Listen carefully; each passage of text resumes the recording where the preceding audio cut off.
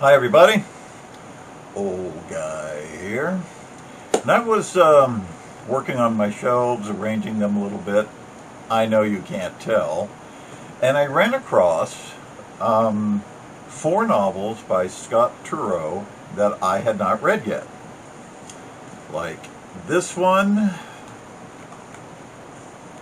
Oh, what else? This one. Burden of Proof, and this one. Now, in my effort to actually read all the novels or books that I actually own, I read them. Not in any kind of order, just as I stumbled across them. And actually, pretty good experience with them overall. Now, Scott Turow is the best courtroom writer out there. He's like Filet, mignon to John Grisham's Hamburger. Turow's writing is elegant, his twists and turns are exciting, and he just does some of the best courtroom back and forth that you're going to find in the literature. His books are set mostly in Kendall County, Illinois, which is the thinly disguised Cook County, and he uses a carousel of repeating characters from the prominent to the minor, like Rusty Savage, the aggrieved prosecutor of presumed innocence, which is the first one of his novels that I read. But he really needs to let Rusty go, which is sort of what he does in this novel, Innocent, which, I already showed it to you, which is a sequel to Presumed Innocent. And frankly, it's the same novel. If you read the first one, then within 50 pages, you'll know exactly what's going to happen. You've got all the same people doing the same things they did 20 years ago with the same results. Well, not exactly. There is sort of a denouement for Rusty, but not, in my opinion, as severe as it should be, because the guy is a jerk. He just is. A self-regarding, self-justifying jagoff who simply can't keep it in his pants. Not that I dislike the guy. I think he's all right, but you think a guy this smart would have learned a thing or two from the last time. Nope. The story opens with Rusty sitting next to his wife's body in their bed, having discovered upon awakening that she had passed during the night. He sits there for 24 hours before he calls anyone, and that person is his son Nat. And he doesn't want the police or the coroner called. Let's just get the funeral home over here. And what? Suspicions immediately aroused. Nat, having developed the common sense that evaded his parents, does call the police, and they are just as suspicious as you are, and conduct interview after interview, and confiscate the contents of the medicine cabinet, which is chock full of antidepressants and bipolar medications, all prescribed to the recently deceased Barbara Savage. If you remember her from the first book, then this is well understood. But despite the circumstances, suspicions dissipate as the coroner declares death by natural causes. Until it's not. This is like watching a favorite TV show redone by the older actors, like, the Brady Bunch reunion. Except this isn't sweetness. This is a nightmare, and becomes a retrial of all the events that occurred in the first one, and based on that, you anticipate that things are not what they seem, as they were not in the first one, and the courtroom antics are updated versions of the originals, and you even get the surprise bit of information that changes everything. Problem is, you've already read this novel. And I don't feel like that there are enough loose ends of the original to require this one as a tie-up. I mean, I get a feeling it's nostalgia, that Turow really likes these characters, and the first situation that brought them all together, and wanted to revisit all, which is fine.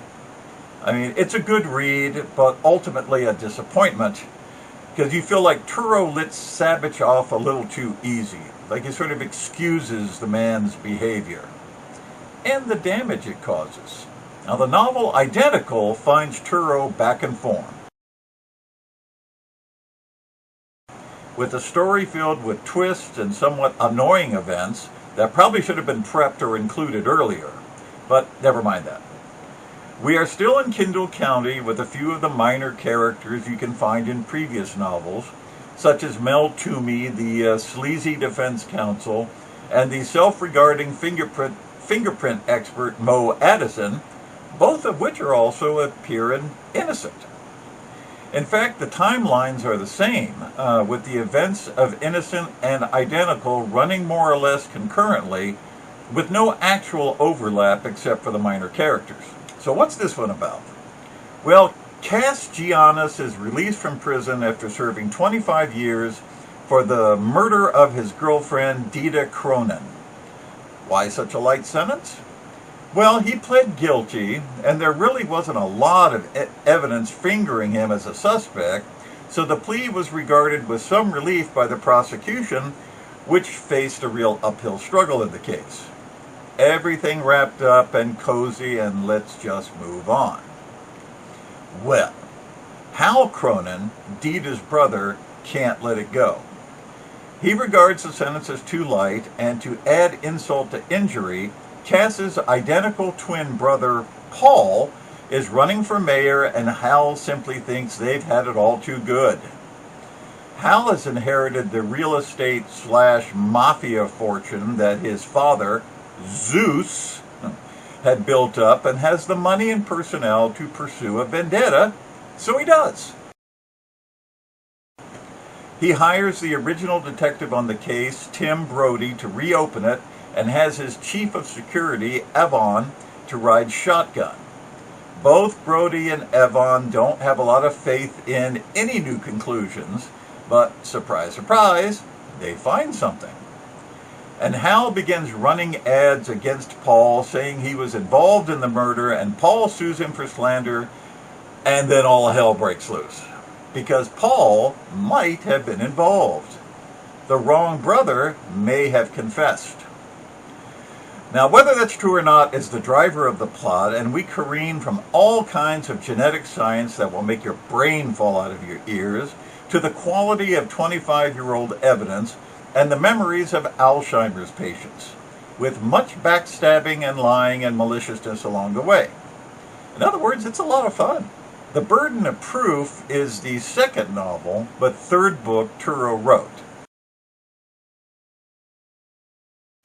The very first being 1L, which is, a memory of law school,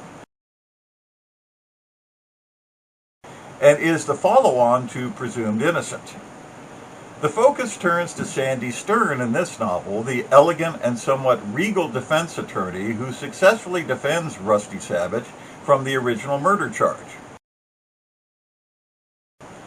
After reading this, though, you will no longer regard Sandy as elegant or regal. He's pretty much a bewildered sad sack. Sandy comes home from a business trip to find his wife, Clara, in the garage with the motor running for the past 2 days. These main characters finding their wives dead, what's going on with Turow? Well, he's shocked out of his gourd, of course, and he calls his son Peter, who is a medical doctor, to come over and deal with this, which Peter does, but not well. Calling the sons to deal with the situation. What's going on with Turow? Peter doesn't seem to handle many situations well, in fact, and coroners and cops are suddenly running all over the place, and neighbors are outside, and there is a note. Really, that's not the best way to come home from a business trip.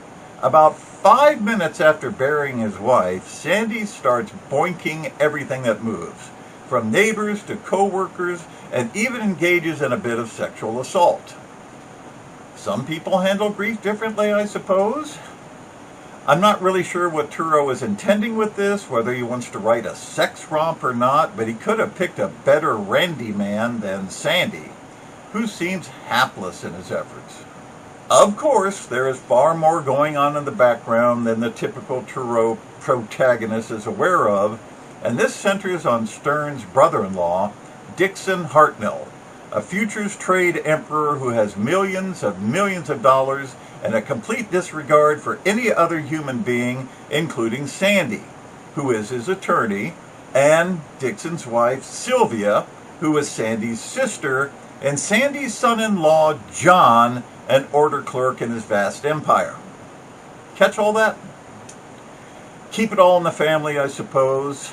Sudden and mysterious Attorney General subpoenas aimed at Dixon's empire sets the bewildered and still shocked Sandy on a search to find out what the AG is up to, and gives Sandy a few more opportunities for some boinking.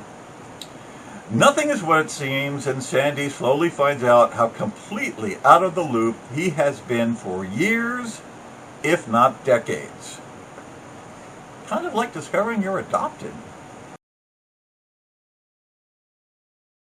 The fourth novel, Testimony, which was published in 2017, is in a completely different venue, mostly occurring in Serbia and Kosovo, with an occasional appearance in The Hague and Kendall County. It's a different courtroom drama, too, involving the International Criminal Court, where William Ten Boom, formerly of Kendall County, before a midlife crisis beat him to a pulp, and he decided to divorce his wife and ignore his kids and lay around doing nothing until he's offered a job prosecuting a massacre of 400 Roma by Serbian militias, or American army troops. Take your scant evidence however you want. Boom runs all over the Slavic countryside, interviewing and surveilling possible suspects with the assistance of a forensic Bosnian pathologist named Goose and a former army sergeant and behind-the-scenes fixer named Attila, who was also formerly in the employ of the commander of U.S. forces Merriwell. Got all that? Nothing turns out to be what it seems, including the presence of a Milosevic type of character named Laza Kajevic,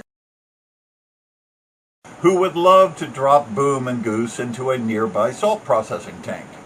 As one expects from Balkan setting, there are backstabbings and dissemblings galore, with whole towns disappearing overnight, and a Mata Hari type character named Esma Charney, who uses her feminine wiles to get Boom into bed, which isn't that difficult, because like Sandy Stern, and just about every other Turow character, he boinks just about everything in sight. Indeed, you can be assured that if a female character shows up, Boom or Sandy or Rusty or someone will be boinking her sometime in the next 10 pages. No wonder these guys get into trouble. Some of the other Turow characters make cameos in here, like Sandy Stern, but don't blink or you'll miss them. I like that Turow takes side characters from his first novels and uses them in later ones, although I don't recall running across Ten Boom before. Maybe in one of the novels I haven't read. It's not a bad story, but it annoyed me because Boom immediately suspects that nearby American troops staged the massacre in revenge for an attack by Kajevic on U.S. Special Forces. Boom leaps to thin conclusions because he is, like most lefties, ready to believe the worst of U.S. military conduct. Suffering from Mile High syndrome, I suppose. Lawyers trumping up charges and then prosecuting innocent people based on ideology. Well, that only happens in fiction. Old guy here.